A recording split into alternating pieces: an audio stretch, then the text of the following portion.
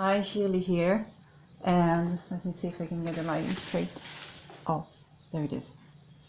So, hi, Shirley here, and today I am here with a video response to a very important video discussing a very important topic, and it's by the witch from Wonderlust. I'm going to put the link down below to the video, and this video is about spiritual narcissism. Spiritual narcissism. Now this video is so important, so if you want to get more videos like this promoted on YouTube, please like the video and watch till the end, then like the video. If you want more from me and want to get notifications for when I upload new videos, then subscribe and click the bell for notifications. Mark all notifications, otherwise you won't get it all. So without further ado, all enlightenment practices are meant to instill a deeper, more profound sense of unconditional love within the individual. I'm going to say that again. All enlightenment practices are meant to instill and ingrain and deepen a sense of unconditional love within the practitioner, within the individual. That's one axiom. Second axiom. Unconditional love sets boundaries and respects boundaries. Unconditional love sets boundaries and respects boundaries. And axiom number 3. It is from that setting of boundaries and individuation that oneness arises. It is from that setting of boundaries and individuation that oneness arises. Now we're going to put them all together.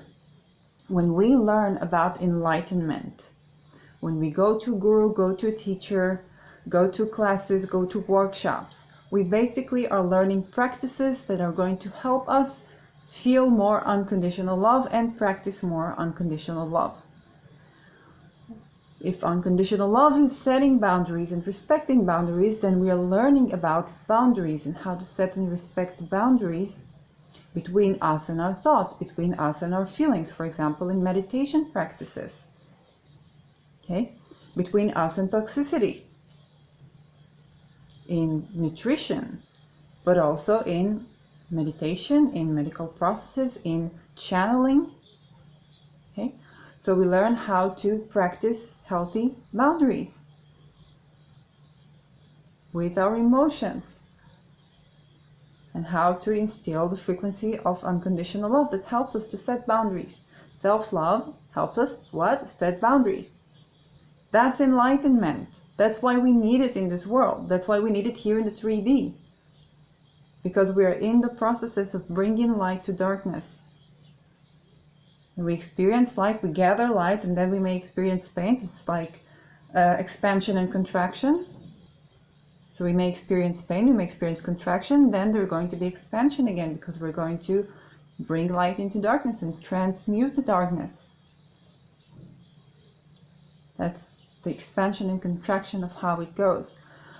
So when you're seeking enlightenment, when you're seeking healer, therapist, teacher, guru, workshops about anything to do with spirituality, sexuality, emotional healing, attachment healing, you're looking for someone who sets and respects boundaries and is going to encourage you to set and respect your boundaries, not by challenging your boundaries.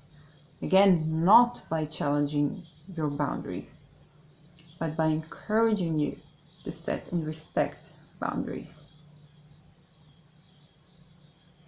So, with that understanding, and I'm going back to the video that I referred to of the witch from Wonderlust about predators, abusers in the spiritual realm. With that understanding, if you see someone who's not setting and respecting boundaries, you got a red flag. You got a red flag. And what you need to do is walk out. If this person who is generally a professional, but has had a slip with the boundaries, and I'm not talking about any sexual harassment kind of a thing, I'm talking about simple things, energetic things, then they will understand that you walked away because they made a mistake. They will be attentive and self-reflective enough to see that something with the energy was off and understand that you're not the right student. Oftentimes a boundary issue arises when there is no immediate recognition that this is not right. Because a boundary tells us this is not right for me. If we don't listen to it, then there is another boundary violation. So the boundary is telling us this is not right, and you don't have to question that. That this is not right does not mean necessarily that this is abusive or that this is inherently toxic. It just means that this is not right for you. If you pay attention to that and you pay attention to that soon, not going to be a problem. You won't have to go through another deeper and more intense violation of boundaries. So if you go to a workshop, if you go to a guru, if you go to a therapist and your boundaries are broken, that's a huge red flag. Huge, huge, huge red flag. And this is important to stress when your boundaries are broken. Now, speaking about the boundaries, setting the boundaries is important because sometimes the person might do something that's very unconventional, not let you know, and your boundaries just by chance have not been broken. But that does not mean that this person respects boundaries. This is what you need to pay attention to. For example, a person could be your teacher or therapist and then just give you a hug. But if it's not something that is usually done in that field, there are places where hugs are absolutely fine. But if it's something that's not usually done in that field, this is a red flag. It might not mean that this person is right or wrong for you. A hug is not necessarily a problem. But it is a red flag if somebody is doing something a bit not in the boundaries of their field.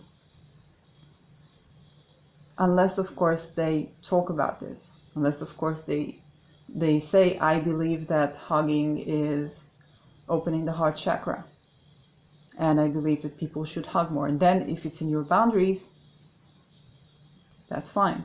Or I hug my patients because I believe that if it is in your boundaries to give a hug, it's something that's beneficial, unlike what my colleagues may think. That's fine if this is in your boundaries. That's not a problem. But it's still some sort of a red flag to pay attention to what other things does this person believe in that are not in the boundaries and they are willing to practice. So that's very minor cases. But of course, any sort of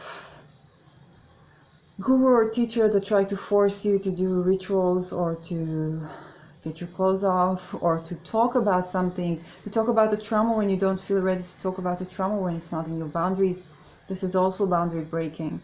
They might not be a narcissist, but they're definitely not helping you to enlighten and practice self-love. They're not. They may be well-meaning, but they're not. But this video is really about to warn you from those who are not well-meaning. And that can be really dangerous when you give your power over to somebody else. And even if that somebody else is well-meaning but is a narcissist, Yes, there is such a thing. People who believe that they help people by breaking their boundaries, that's a huge bias. And that's not how unconditional love operates. It just isn't.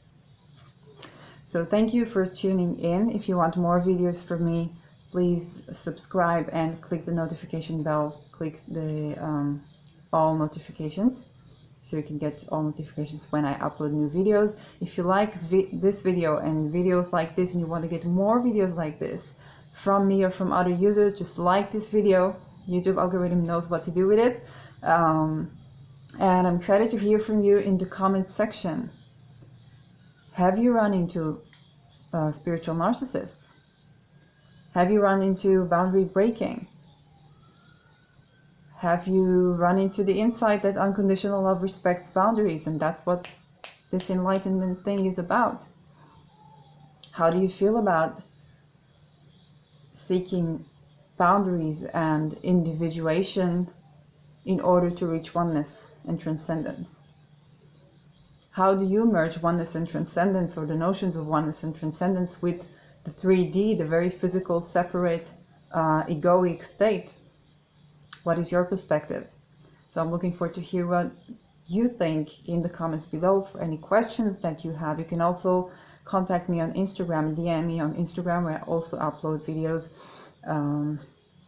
from time to time. So you can follow me on Instagram as well. And I'll see you in the next video. Bye-bye.